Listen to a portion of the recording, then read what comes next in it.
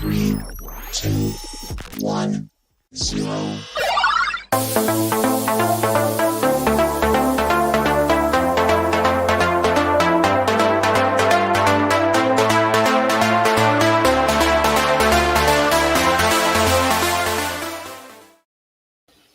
Welcome, one and all, to another episode of Monday Night Nerd. My name is Myers Corp Cosplay, and I'm so happy you all could tune in tonight because we are talking about Forest City Comic Con.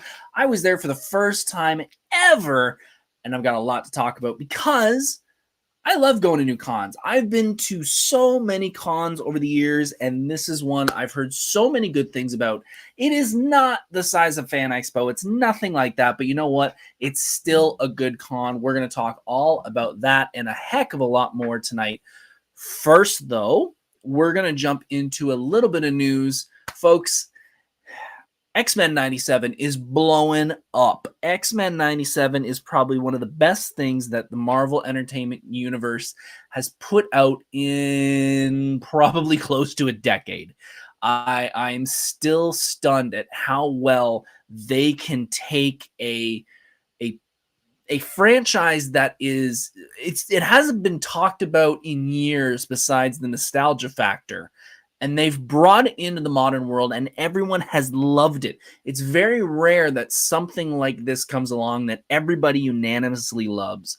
And I'm one of those fans because I am a diehard X-Men animated series fan. It is one of the few things that I own all the seasons on DVD. When they came out originally, I had to buy them because I wanted them in my collection. I have watched a couple episodes of it. I know I should, as an X-Men fan, be way past watching them, but it is also a TV show.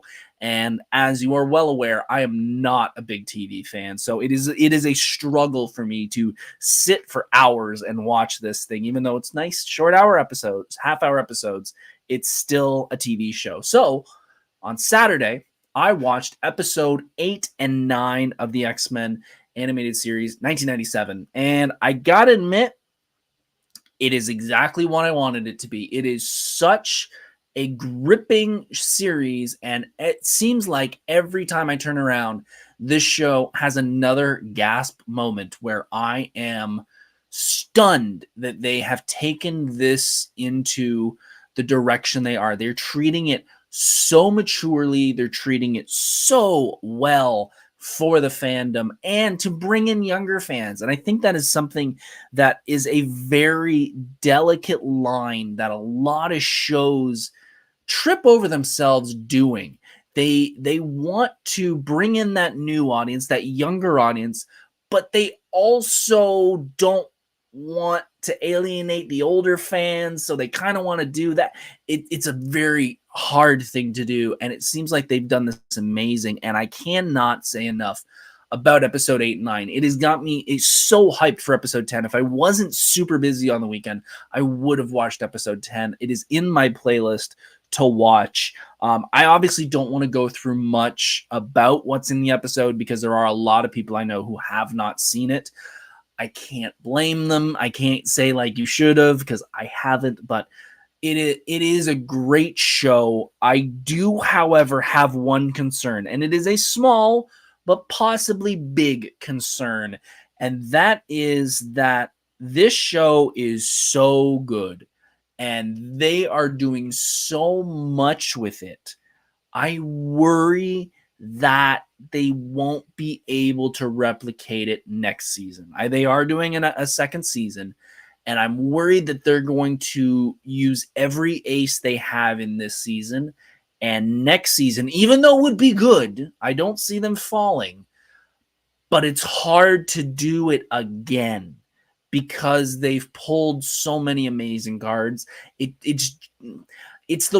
always say it this way. When it comes to music, you have bands come out that have an unbelievable debut album. I'll use a band like Guns N' Roses as my example. Appetite for Destruction is one of the best albums of all time. And then there was some little things here and there, but basically their second album was the Use Your Illusions 1 and 2 albums, which even a lot of Guns N' Roses fans will say that was a step down for them. And I always say it's because you had so long to find every perfect way to write a story and write a song and write an album. And then it blows up, and then you have to write the next one like that.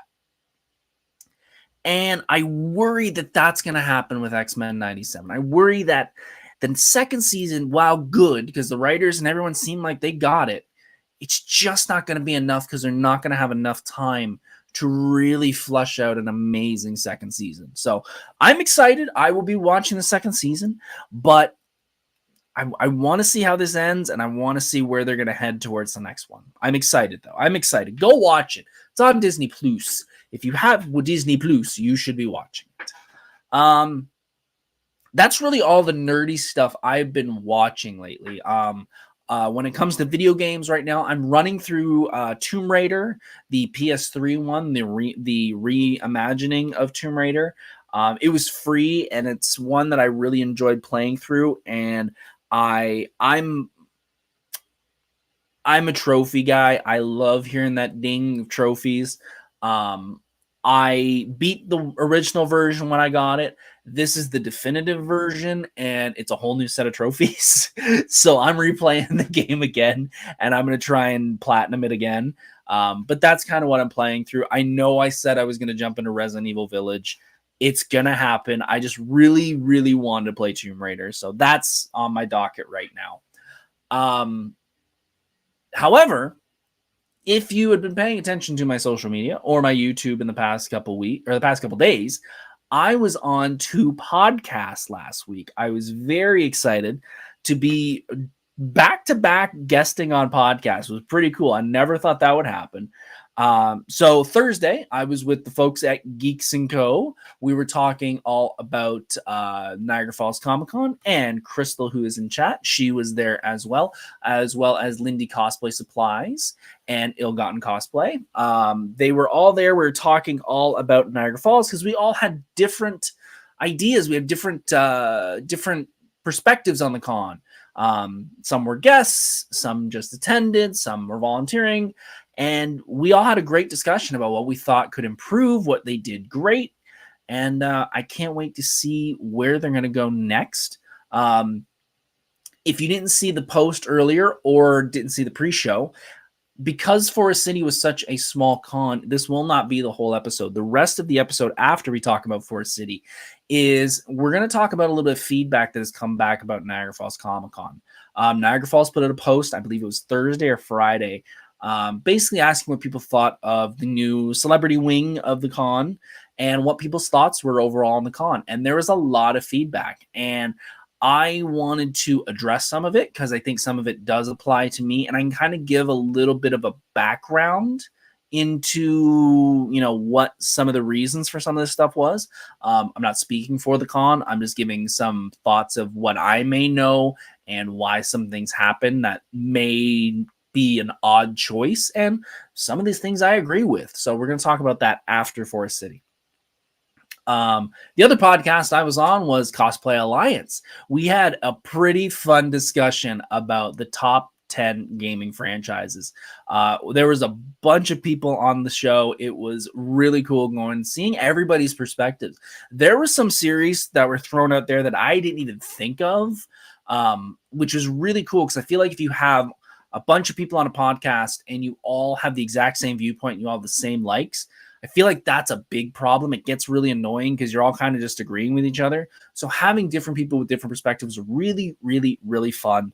I hope to be back again. There was talks at the end of the episode about doing a top 10 indie games, which would be really cool. There's a lot of indie games I love, so I might be back on the Cosplay Alliance podcast. So thank you to the Geeks & Co. and thank you to the Cosplay Alliance for having me on the show. I can't wait to be back on both of the shows. They're a lot of fun. They're a lot of fun. That's kind of it for the news. So we're going to jump into sponsorship, and then we're going to jump into the main event, or the co-main event, I guess, for this week. Let me take a quick drink of water. My throat is still screwed up. It's not sore, honestly, and this is going to be gross. It just feels like there's 20 tons of phlegm, and I don't know how to get rid of it, but it's getting kind of annoying. There we go. Sponsor for this week. Folks, it's the same sponsor every week because it's one of the most important sponsors I've ever run into, and that is my wife. My wife is always my sponsor. It is seriously, she has changed me in so many good ways. I am a different person because I've met her. I repeat myself every single time on this show, but it is the truth. I love her, and without her, I would not be doing this. Hun, I love you. You will always be my sponsor. Love you. I'm just realizing, looking at this video right now, I am white. I am the palest guy I've ever met. You're probably wondering why I'm just in a beater right now. My cosplay room is super hot today. I left and forgot how warm it was going to get, and I left that window open, and it is warm in here. So sorry for the paleness and watching the screen where it looks like you're probably staring into the sun. Let's talk about Forest City. Forest City Comic Con in London, Ontario. This was the first time I attended Forest City. I heard for years this is a nice little cool, I don't want to say independent Comic-Con because everybody thinks of Fan Expo and all these big corporations. This is a nice little, seems like homegrown convention. I heard about it for years, and I finally said, I need to go. I went to London Comic-Con last year, and I realized the drive to London is not as bad as I thought, but I thought I should go to this one. So I did. This is one of the first times besides Expo that I paid for a ticket. It's weird. Like London I paid for last year, but like, it was so weird. I was getting closer. I'm like, oh crap, I got to buy a ticket for this. Fan Expo's always bought months in advance. And Niagara and Hamilton I volunteer for. So this was like, oh, right. I'm not volunteering or anything. I need to buy a ticket. So let's talk about the con. It is a small little con at the Centennial Hall in London. I realized, if you saw my Instagram stories, I realized that when you Google Forest City Comic Con and don't go to the website, just go off the Google listing, that is actually the listing for what I was told was their head office. So I went there, and it was a nice, cool building. It was actually like in an indoor adventure park with like a trampoline area and stuff. It was actually really cool. And I thought, if this is where a Comic-Con's set, that's a great choice. Sadly, it wasn't. Thankfully, Centennial Hall was just about 8 minutes away down the road, so I wasn't too far. The Centennial Hall is, how do I describe it? It's a hall. Like if you've ever been to a wedding hall or something like that, that's kind of what it is. The main floor, if you saw the pictures, was very open. Had a couple, well, I shouldn't say a couple, had a few good vendors in there, had some vendors up on the side.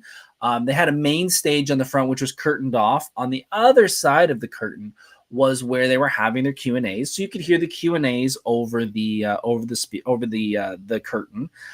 They had some like box seating and stuff up top, like a concert hall would have. There was a downstairs that had some vendors and also had some gaming area, and up top they had a board game area. Now, obviously, I knew this was not going to be a fan expo, and it is a one-day con, so I knew I would not be taking. This was not going to take hours upon hours to see everything, especially because I go to so many of these cons in the area. I kind of know what I'm going to run into. Several of the vendors, I was well aware what they were selling because I've looked at their table about 100 times in the past 10 years. But I was actually surprised. There was actually a bunch of vendors that I'd never seen before, which was nice to see. I don't know if they were at London. I'm not as familiar with London Comic Con and if they just do the London area, but it was really cool to see some artistic vendors there, as well as just people selling collectibles that I didn't normally see. It was actually a nice breath of fresh air. I didn't really buy much. There was a couple people selling stickers in the area. I need some stickers for a couple things at my work and around my room here. So I did pick up a couple Luigi's and a Mario, and I picked up my wife a sticker as well. The one thing that did catch my eye, I always laugh at this. There was a there's a style of art, and I tried to get my wife, I explained it to my wife, and she's like, yeah, I don't even know what that is, the actual name of it. But I call it pixel art. It's those little circle plastic things. You can get them at Michael's, and I think at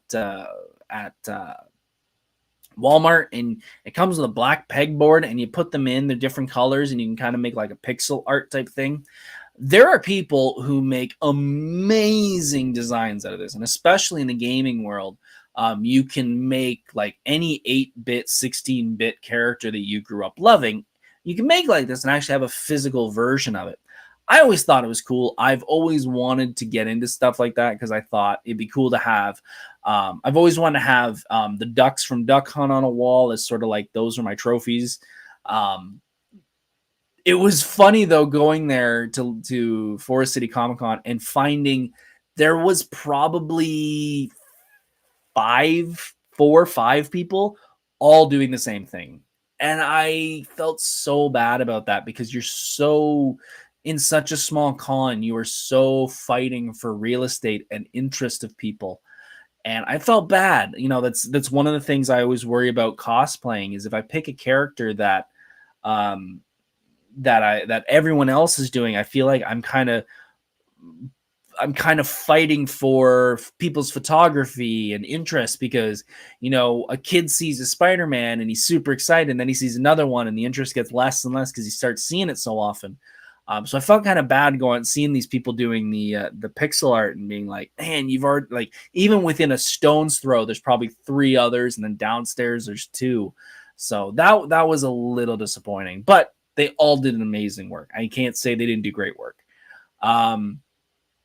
The video game area was pretty cool. It was bigger than I thought it would be in the basement.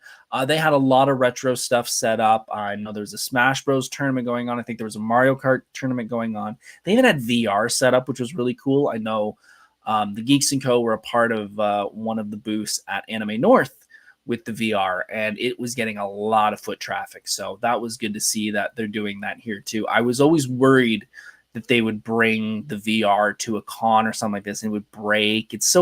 I always felt it was too flimsy. I'd be too worried about it breaking, but it seems like it's something that's happening, so that's cool to see. I did talk to Mr. Messiah Complex Cosplay, who was there to judge the cosplay competition.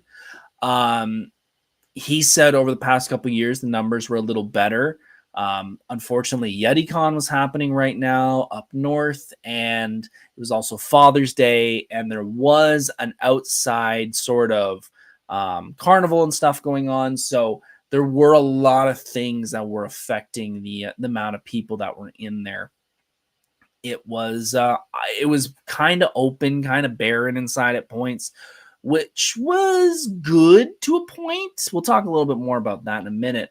The one thing that I did enjoy, and I think everyone was surprised about, the AC was running like mad. It was so cool in there. It was almost cold, which was so nice because I've gone to Expo so many times, and there are so many days where you are just sweating, and it was a warm day. It was so cold in the con. It was so nice to just sit back and go, I'm not having to sweat, even though I'm right close to people. If that's how it normally is in that building, good for them. Great choice. One of the best things about this con that I really liked was when you went upstairs, I told you they had that sort of seating area like they would at a hall or that a concert hall would have. That was all available to sit in. And that was so nice. I honestly was typing out my notes for this podcast up there for a few minutes. And I really thought if you are someone that has sensory overload and just doesn't like the crowds all the time, there was so many areas of this con that you could go to and get away from everything. And that is such a hard thing to do nowadays. You know, Expo is the kings of trying to get something every 6 feet. Like, let's throw a table, let's throw a celebrity, let's throw a booth. And I get it. They're trying to make money. I totally understand it. But having that little bit of air is such a nice relief every once in a while. It's one of the things that made me so interested in not only Hamilton Comic Con, but also um, there used to be another con that was at Hamilton Place, and I know someone's going to throw it in the chat in a minute. I can't remember what it is. I've talked about it before. I'm just having a brain fart. But you were, because Hamilton Place and the convention center is so big, you have so much extra room that there's no way they're able to pack everyone in so tight that you get that breathing room. You get that, I want to get away for a few minutes without having to go outside or go to your car or something like that. So it was really nice to kind of get that airy area that people can go to. I always am a fan of that, even though I don't really have the problem with sensory overload or anything like that, but I know it will make a lot of people happy. From what I saw from the cosplays and when I was talking to Mr. Messiah Complex, there wasn't a ton of cosplays. The heat probably played a factor in that. YetiCon, I know, played a factor in that. I know a lot of cosplayers were heading up north for that. I could have worn cosplay. I didn't. I just was in street clothes. Just because I knew I wasn't going to be there long. If I knew I was going to sign up for the cosplay contest and stuff like that, I probably would have brought something. I may have brought Ghost Rider, but I knew I had to go meet up some friends and stuff, and I didn't want to bring all that to wear it for 20 minutes and then take off possibly. So I should have worn more cosplay. Bad cosplayer. But I think next year, if they make it so they're not having as much competition, I can't wait to see what cosplayers are there. And the cosplayers that were there, by the way, were amazing. I saw Mr. Groot from London was there. He was walking around. I didn't get a chance to see him because he was surrounded by people at all times. There was one of the guys from Overwatch was there, big, huge armor. Who else was there? There were a couple cosplayers I ran into. I know I'm going to forget your names. I'm terrible with names, but I said hi to them. Overall, good cosplayers, but I think we got more people that can show up and we can have a big cosplay competition next year. The grittiness, like I said, and that open area of the con was one of the highlights. And I think this con has a lot of room to grow. And I don't mean grow in the fact of filling up that space, but just getting the word out and getting more people interested. I think they could definitely do more next year. Again, this is my first time, so I don't know what it's like regularly. I don't know what the comparison was to last year and the year before, but I think they have some room to grow. I think those open areas also are great photo shoot opportunities. I know I saw some girls upstairs in the one corridor. They were shooting some TikTok videos. So that was really cool to see that you could just create in the room without having to go to the middle of nowhere to get some photo shoots and video stuff done. So overall, I say it's a 6. I was very happy with the con. First time there. Like I said, it's a one-day con, so it's not something that was crazy big or, was going to take multiple days. I was in and out in probably about 2-3 hours. I met up with some friends for dinner and then I headed home. So overall, I was there less than it took me to drive, which I can understand some people would be a little frustrated with. But I also, besides Mr. Messiah Complex Cosplay, I didn't really know anybody there except one of the guests, and I've talked about her before. One of the guests was Miss Sarah Middich. And if you don't know who Sarah Middich is, Sarah was in Star Trek Discovery. She was Commander. I can't remember her name. I'm sorry, Sarah. And she was also in Murdoch Mysteries. And I'm a big fan of hers because we were friends in high school. And this was not just somebody that we were in the same class. No, we were actually really good friends in high school. We were in the drama class together. She's been to my house, my mom's house when I was living there. We were really, really good friends in high school. And it was really cool seeing her in high school because you kind of know those people that you see them and you go, you're going to get somewhere. You're going to do it. And I just know it. And I wasn't long after we graduated from high school. She was on her way to Toronto to become an actress. And she has been in several movies, several TV shows. And I was super happy to see her at the con, and as soon as she saw me, she ran up and gave me a great big hug, which made me feel so good. And it was so good to reconnect with her. I'm so happy she's doing so well. Maybe might guest on the podcast on a future episode. Just saying, you never know. But it was really, really fun seeing her. I wish we were able to talk more. Unfortunately, she was in Star Trek, and there was a lot of Trekkies lining up to meet her and the other individual from the show. So we really didn't get to talk that long, but it was nice to see her and give her props, because I have not seen her since it's at least been over a decade, if not 15 years. I saw her once after high school at a little film festival in Hamilton, but that's it. So it was good to finally give her props on, good job getting out of this small town of Hamilton and making it into the big leagues. So very good for her. But yeah, that was Forest City. It was a great con. I give it a 6. I will probably be going back again next year because it was a lot of fun. So we're at about the 25-minute mark. My throat is on fire. Crystal in chat says, I will do it if someone wants to drive me. Yeah, that is the biggest problem. Is that drive. The construction was a little bit of a pain in the arse. Thankfully, I missed all the backups and congestion, but the traffic was still a pain in the butt. And it's an hour and a half for me from Hamilton. And I know you're a little further towards the border, so it's a little bit longer for you. So let's jump into Niagara Falls Comic Con a bit. God, my throat is still screwed up. Okay. There was some feedback on Niagara Falls Comic Con. They put out a post, I think it was Thursday or Friday last week, and it was asking feedback on the autograph room and any other feedback that anybody had, so they can kind of plan for what they're going to do next year. Overall, there was a lot of positive.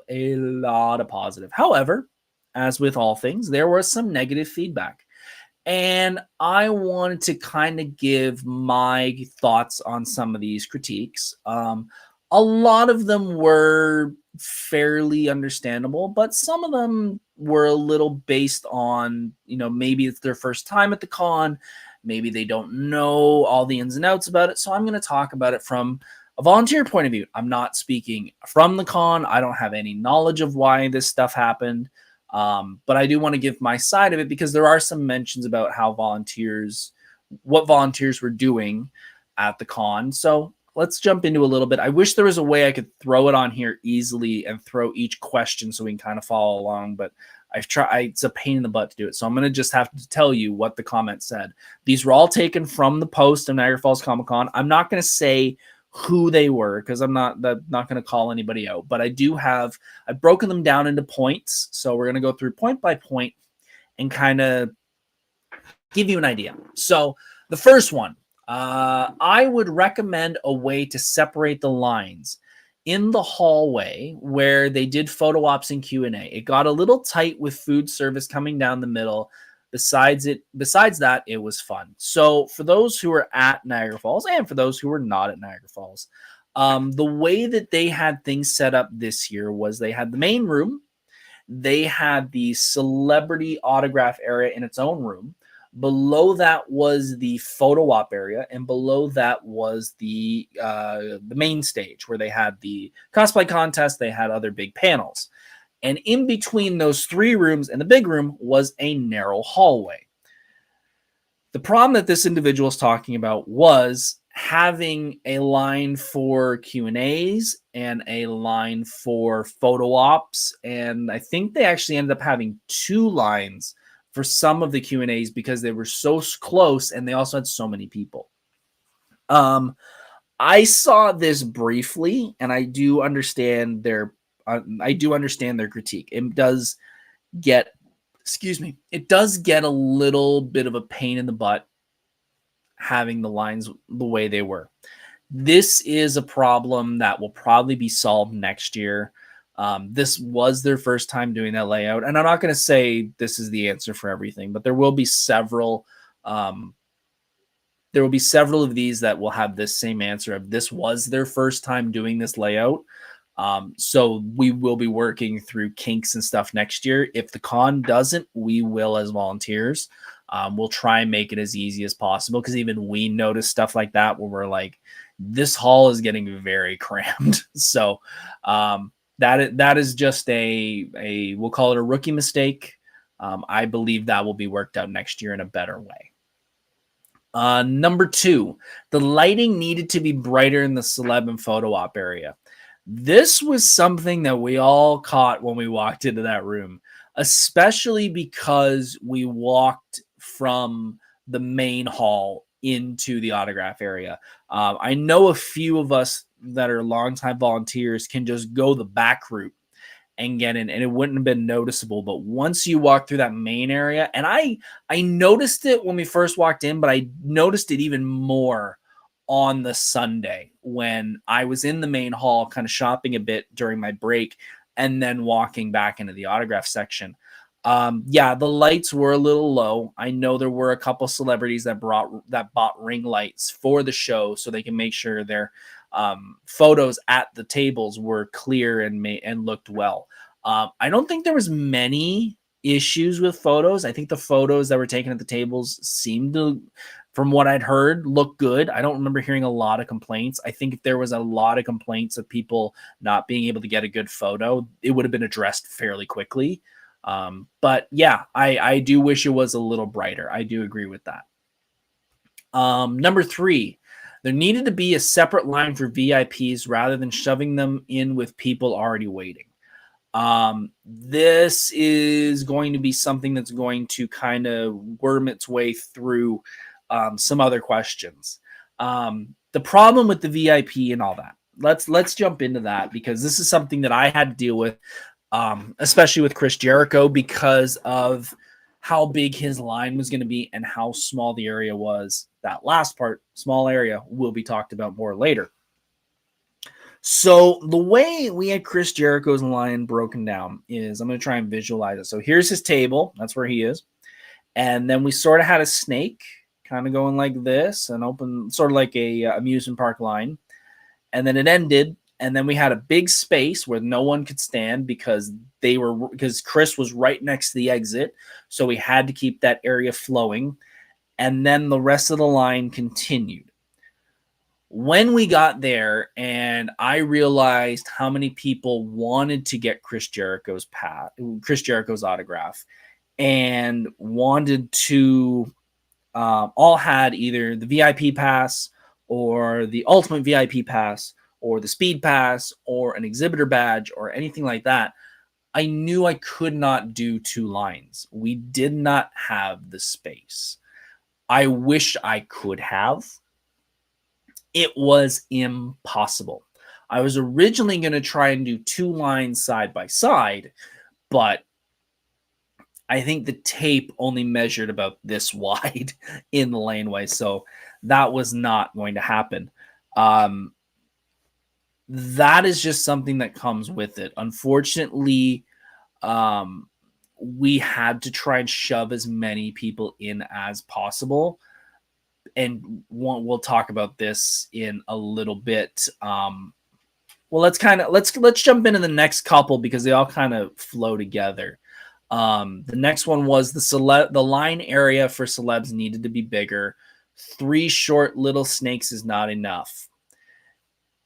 It's unfortunately what we had to do.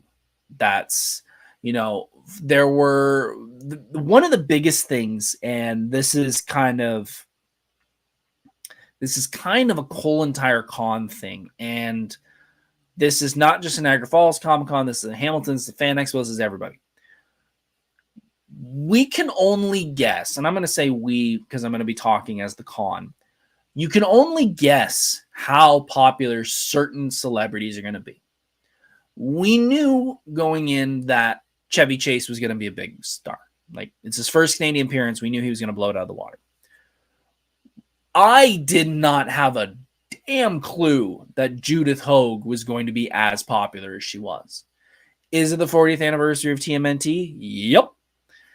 Does she like to sit around and talk with everybody for an extended period of time? We don't know that until we get there. And that is something that a lot of people don't think about, is that we can do three small snakes, and we could go, well, that can fit 20, 30 people. But if they talk for five, if they go, we're going to talk to each guest for a minute, well, we can get through 20, 30 in 20, 30 minutes. If you're going to sit there and talk with everybody for 2 to 3 minutes, well, that's a little longer. Like, that's an hour, almost hour and a half. That's where the problem comes in. It's not specifically a line problem. It's other variables that each celebrity has that we don't know. We could have a celebrity just bump, bump, bump, bump, bump. We could have a celebrity like a Robert Englund who will sit there and talk for hours with each guest, which we love because we love seeing every fan get a moment with that celebrity. But we also want them to move along because we've got 50 people behind us waiting to get in line. So that's something we just have to deal with. And yeah, we don't know. We just don't know. The next one, if you're capping lines, you need to give out numbers rather than just telling people to come back. That is not going to work. I've seen it work in the most professional level, and it still fall apart. Conventions like Fan Expo do it, and I've seen it fall apart and backfire in the most spectacular way. We as volunteers do not have the capacity to do that, unfortunately. It sounds great on paper. It can work.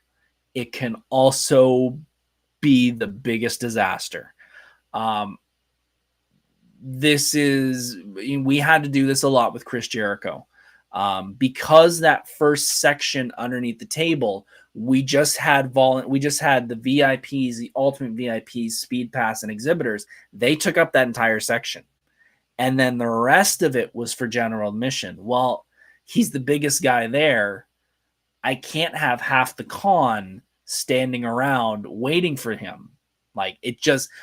No area in the con could deal with that. That's just the logistics point of view. So there was several, even the VIPs and stuff, that I'm like, I can't have you line up.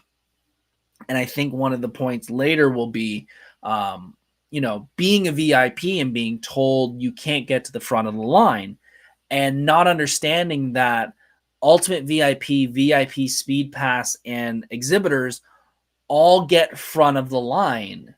So if I've got 5 of each, I can't take the last person and put them at the front of the line because they're in the same boat as the rest of them. So that's just something that a lot of people don't. They get frustrated because they feel that they paid for that money, so they should get right to the front. And it's like, yeah, but 50 other people also did the same, so you're all in the same boat. Next point, I ended up waiting in line with my nephew for Peter Weller for 3 hours. I don't remember what Peter Weller's line was. I wasn't working it. He was packed all weekend, and that is something that just comes with the territory. Was he, I don't know if that was they got there first thing in the morning and he didn't get there till late. I don't know if that was just he talked to everybody and just took forever.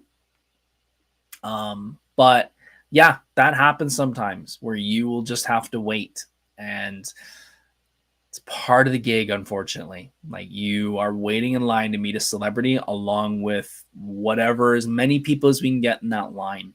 You're all in the same boat, and some people will get there first thing in the morning, even though they know. Chris Jericho, for example, I think the doors open at 9:30. There was a guy at the front of the table at 9:30, and Chris did not get out there into the table until 1. There are people that will wait that long, and that's just, they're cool with it. So sometimes, unfortunately, you have to wait. Please allow me to bring in small snacks like granola bars or something, or advise it better that there's no outside food or drink. a ton of people had things confiscated. This is not just a Niagara Falls Comic Con problem. This is a every con problem.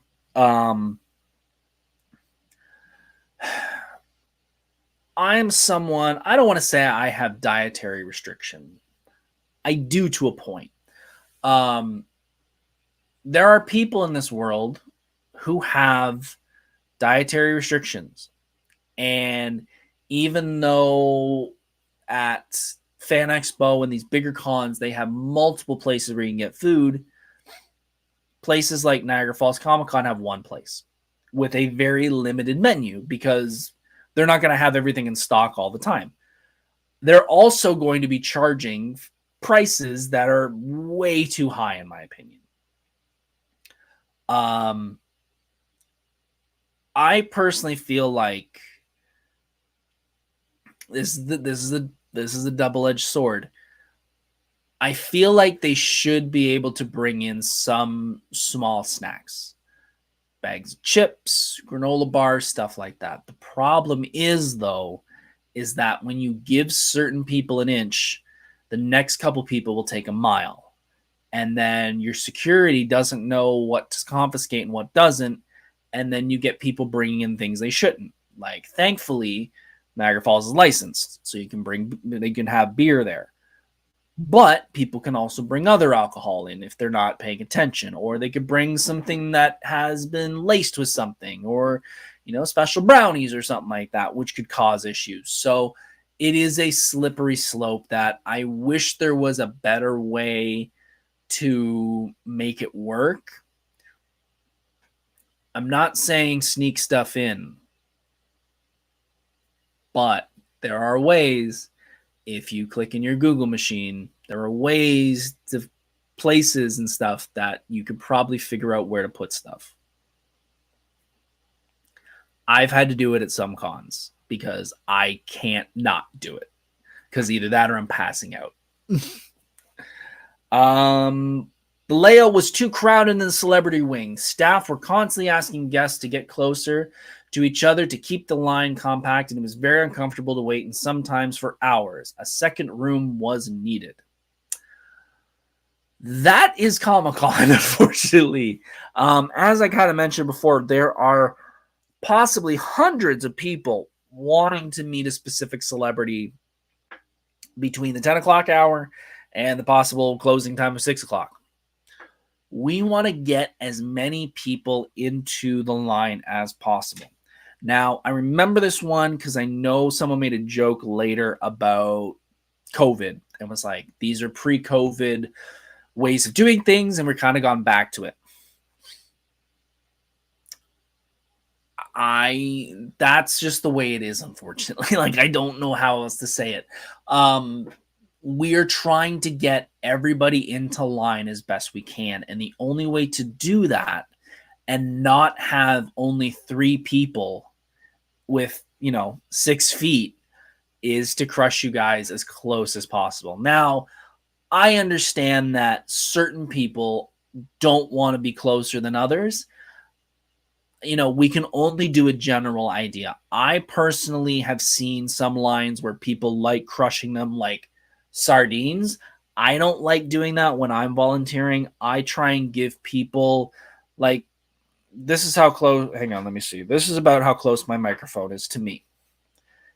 I would like a little more space than that between each person. But I've seen people where they're right over top of each other, and I don't agree with that. I think that's a little too close. But that's, you're going to get compacted into lines like that, especially if it's a celebrity that is very popular, and we want to try and get as many people lined up as possible, because otherwise, and I think I mentioned this later, there's too many people who will just walk around the booth waiting to get in, and that causes a problem with traffic. As a long-time 7-year attendee, I absolutely hated it. Shortage of seating for attendees. Yeah, this is usually a problem at most cons. Expo's better at it just because they have so much room. But yeah, I wish there was some more places to sit. I know upstairs at Niagara Falls has some seating that you can go to, but it's not easily shown. It's not easily signed to show that you can go rest upstairs. But yeah, I wish there was a way we could do it. I know there probably could open up some space for some seating, but that means that certain booths don't make it, and that means money is lost. So it is a business, folks. We have to remember that. Volunteer staff didn't seem to know what was where. This is something I talked about on the podcast last time, where I tried to hit the floor early because I knew things had been moved so much. You have to remember that anyone with the shirt's up there. Oh, it's right here, actually. Anyone with a shirt that says crew is a volunteer. These are people traditionally who are unpaid. They're all unpaid. Are unpaid, and this is usually high school kids just trying to get high school hours, and this is a one-time thing that doesn't really matter to them. That's the kind of people that come in to volunteer. I wish we had, I wish they put a little more effort into it and stuff like that, but that is a lot of volunteers and people who sadly just want to go and meet the celebrities and get into the con for free. So you will always run into volunteers who they don't care. And that's a bummer. I wish there was a way to sort of show the seniority of like head volunteers and stuff like that. So if there was a problem and you really needed an answer, you can come to one of us. It's kind of hard to do that, but I wish there's a way to make that better. But that just, again, sadly, I feel like I'm saying it a lot tonight. That just comes with the territory of the type of people that volunteer. If you're amazing at volunteering and an amazing head on your shoulders, please come volunteer. We could use people like you to make things run a lot smoother. The signing area was lovely, but not worth the decrease in experience elsewhere. I don't know about that. I think it was fine. I did say on the Geeks & Co show that it was, it definitely felt like a different experience being over there. It felt quiet at times, which was it was rare at Comic Con to feel that way. I gave up finding panels. I wanted to see / missed half of them. Yeah, I think signage, and she says they say, well, I don't know if it's he or she, too many theaters marked theater. Yeah, I noticed that too. That was not our signage. That's just what the theaters are called in the building.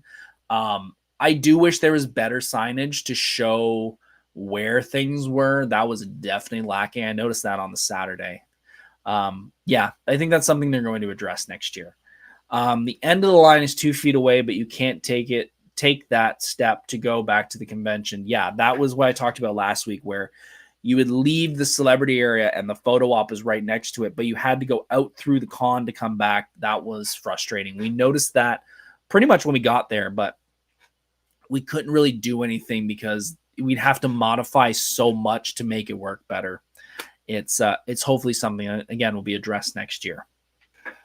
And we got one last big one. This person said, wasn't good, but has potential. Packing all the looky-loos into one room made it crowded at times. I can't even imagine how bad it would have been had so many guests not canceled. Yeah, I would say a good amount canceled. A strong amount canceled. Also, the line seems super small, which may be added to people standing around elsewhere. And those in front of the line passes were awkwardly squished into spots. Talked about the squishing earlier. The looky-loos into one room. That is something you'll always run into at cons. There are a lot of people who just want to see the celebrity, and that's it. They don't want to go for an autograph. They don't want to say hi. They just want to say, I saw this celebrity from a distance. They also like to take pictures.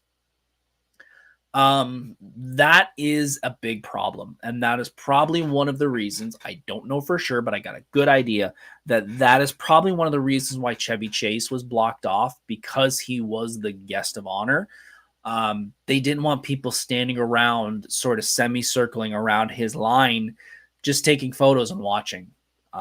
That is, I don't agree with that comment that packing into one room made it more crowded. That happens on the main floor too. That always happens at every single convention, Fan Expo, Hamilton, London, everywhere. There will always be people who want to stand around and just look from a distance.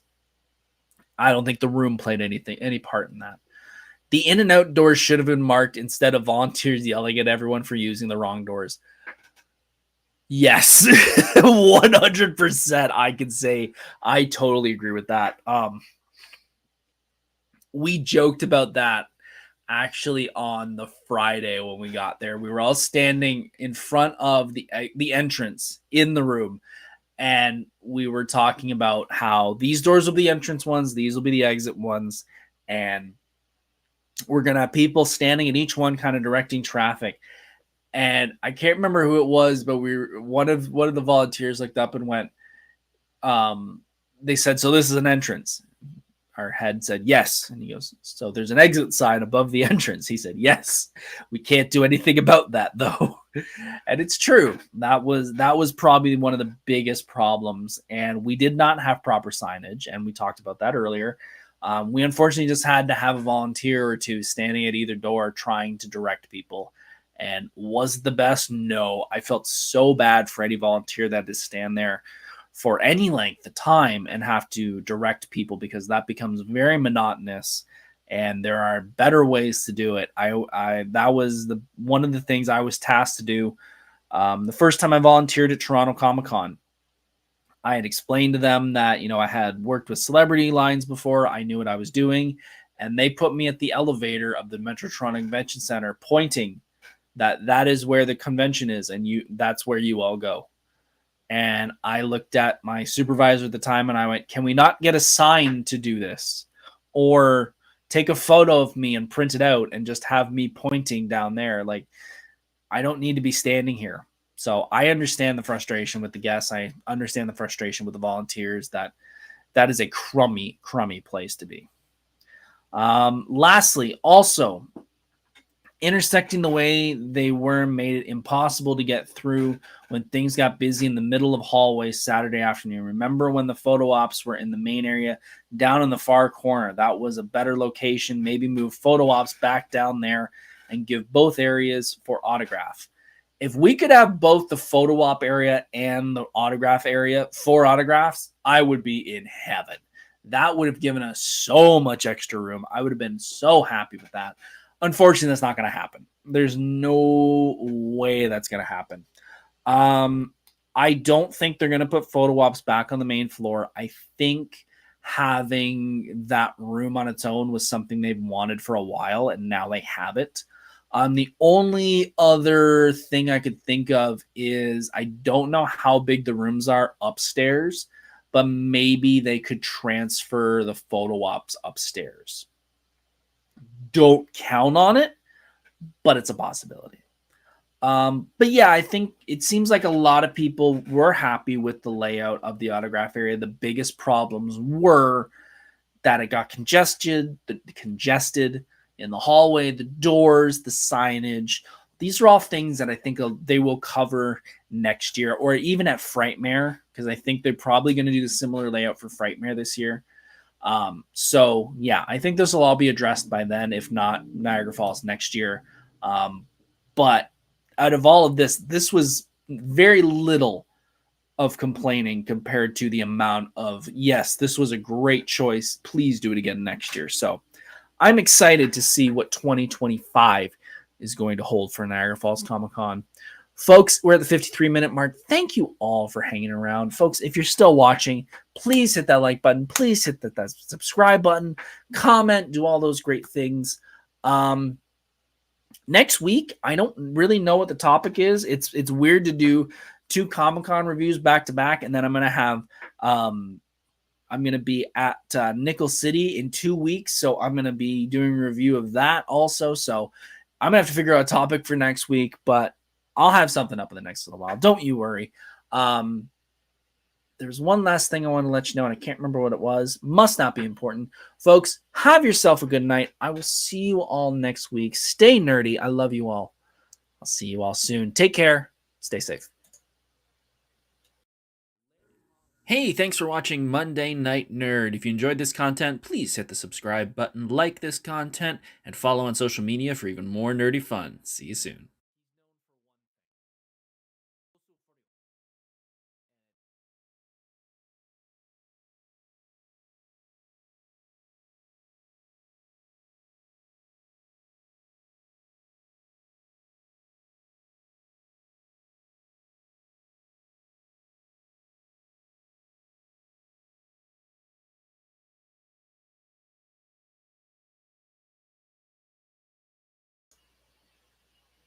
Are we not cutting the stream?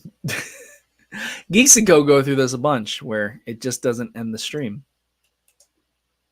End the stream. End it. End it. All right, I'll see